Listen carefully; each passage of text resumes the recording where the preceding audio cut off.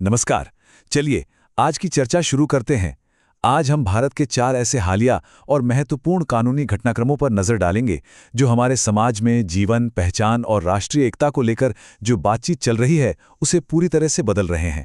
तो आज हम इन मुद्दों पर बात करेंगे। हम पहले कुछ बुनियादी सिद्धांतों को समझेंगे और फिर कुछ खास मामलों और उनके असर पर गौर करेंगे। तो चलिए शुरू करते हैं।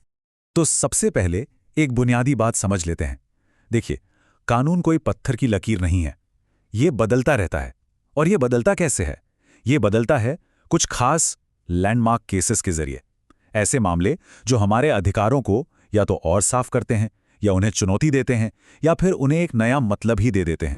तो हमारा पहला विषय है गरिमामय जीवन का अधिकार। अब ये सुनने में तो बहुत सीधा लगता है ना? लेकिन सवाल ये है कि गरिमा का मतलब क्या है, खासकर जब हम जीवन के दो बिल्कुल अलग छोरों की बात कर रहे हों, एक जीवन का अंत और दूसरा मातृत्व की शुरुआत। इन दोनों को समझने के लिए हम दो बहुत ही दिलचस्प मामलों पर नजर डालेंगे। तो सबसे पहले इच्छा मृत्यु यानी यूथनेशिया को लेकर जो कानून है उसे समझने के लिए इन दो तरह के यूथनेशिया के बीच का फर्क जानना बहुत जरूरी है। देखिए, एक्टिव यूथनेशिया में किसी की जान लेने के लिए सीधे सीधे कोई कदम उठाया जाता है, जैसे कोई इंजेक्शन देना। ये भारत में गैर कानूनी है।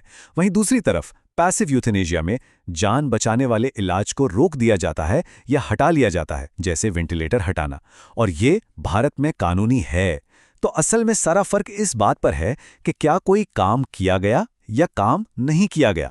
अब भारत में पैसिव यूथनेशिया को कानूनी मान्यता मिलने की कहानी भी काफी दिलचस्प है। ये एक दिन में नहीं हुआ। ये धीरे धीरे 3 बड़े कानूनी पड़ावों से गुजरकर यहां तक पहुंचा है। 2011 में अरुणा शानबाग केस से इसकी शुरुआत हुई। फिर 2018 में कॉमन कॉज केस ने इसे जीवन के अधिकार का हिस्सा माना, और 2023 में हरीश राणा केस में इस अधिकार को पहली बार लागू किया गया।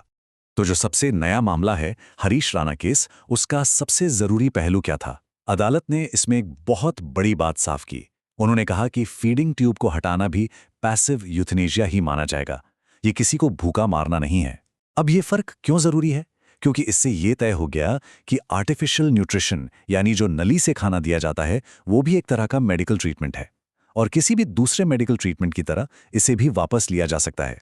अब देखिए, गरिमा का यही सिद्धांत सिर्फ जीवन के अंत पर ही नहीं बल्कि मातृत्व लाभों पर भी लागू होता है। ये थोड़ा अजीब लग सकता है कि इन दोनों मामलों में क्या कनेक्शन है, लेकिन कनेक्शन है, और वो है गरिमा का सिद्धांत। चलिए देखते हैं कैसे। तो मामला था हमसा नंदिनी मालादुरी बनाम भारत संघ का, और इस केस के केंद्र में था ये 12 हफ्ते का आंकड़ा। ये वो 12 हफ्ते की मैटरनिटी लीव है जो गोद लेने वाली माओ को मिलती है। लेकिन इसमें एक पेंच था। कानून में एक शर्त थी कि ये छुट्टी तभी मिलेगी जब गोद लिया गया बच्चा 3 महीने से कम उम्र का हो, और इसी शर्त को चुनौती दी गई। याचिकाकर्ता, जो खुद एक अडॉप्टिव मदर थीं, उनका कहना था कि ये शर्त पूरी तरह से मनमानी है और इसका कोई मतलब नहीं बनता। तो सुप्रीम कोर्ट ने इस पर बहुत ही शानदार तर्क दिया। कोर्ट ने कहा कि भाई, मैटरनिटी लीव का मकसद सिर्फ बच्चे को जन्म देने के बाद शारीरिक रूप से ठीक होना नहीं होता। इसके 3 मकसद हैं: मां की फिजिकल रिकवरी, मां और बच्चे के बीच भावनात्मक जुड़ाव, और बच्चे की देखभाल। अब गोद लेने वाली मां को शायद फिजिकल रिकवरी की जरूरत ना हो, लेकिन इमोशनल बॉन्डिंग और बच्चे की देखभाल के लिए तो उन्हें भी समय चाहिए, है ना? कोर्ट ने साफ कहा कि मां बनना सिर्फ एक बायोलॉजिकल प्रोसेस नहीं है, यह देखभाल करने की एक प्रक्रिया है। और सबसे जरूरी बात, बच्चे का हित। किसी भी उम्र का बच्चा हो, उसे अपने नए परिवार के साथ जुड़ने के लिए समय तो चाहिए ही। चलिए, अब एक और बहुत ही जटिल और संवेदनशील मुद्दे पर आते हैं: आस्था, पहचान और कानून, और इन तीनों के बीच का रिश्ता। खासतौर पर जब कोई धर्म बदलता है तो उसके कानूनी दर्जे का क्या होता है? और सबसे बड़ा सवाल, क्या धर्म बदलने से आरक्षण का लाभ भी चला जाता है? तो इस सवाल पर चिंता आनंद बनाम आंध्र प्रदेश राज्य मामले में सुप्रीम कोर्ट ने एक बहुत ही साफ फैसला दिया। उन्होंने इसे 2 स्टेप्स में समझाया। पहला स्टेप, अगर अनुसूचित जाति का कोई व्यक्ति ईसाई या इस्लाम धर्म अपना लेता है तो उसका एससी का दर्जा तुरंत खत्म हो जाएगा। दूसरा स्टेप, लेकिन अगर वही व्यक्ति वापस अपने मूल धर्म यानी हिंदू, सिख या बौद्ध धर्म में आ जाता है और उसका समुदाय उसे वापस अपना लेता है तो उसका एससी का दर्जा फिर से बहाल हो सकता है। कोर्ट के तर्क का जो सार था वो इस एक लाइन में छिपा है: आप एक हाथ में आस्था से ईसाई और दूसरे हाथ में लाभ के लिए एससी नहीं हो सकते।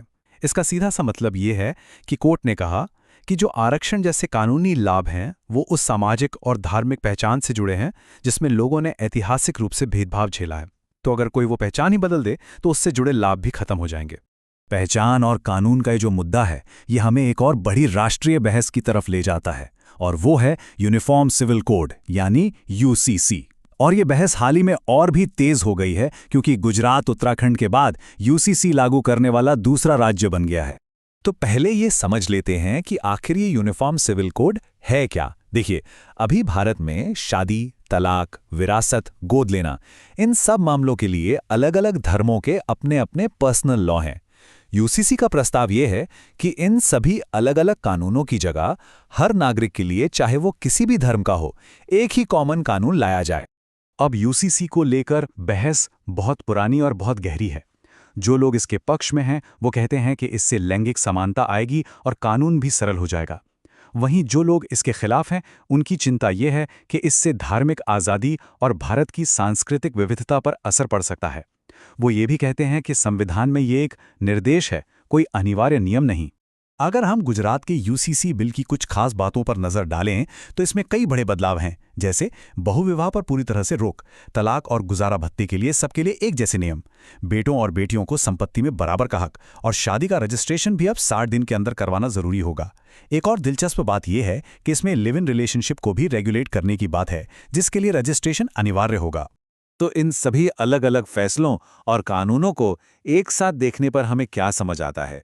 देखिए, ये सब मिलकर एक बड़ी तस्वीर बनाते हैं, एक ऐसे देश की तस्वीर जो अपने कुछ सबसे बुनियादी सिद्धांतों पर फिर से विचार कर रहा है।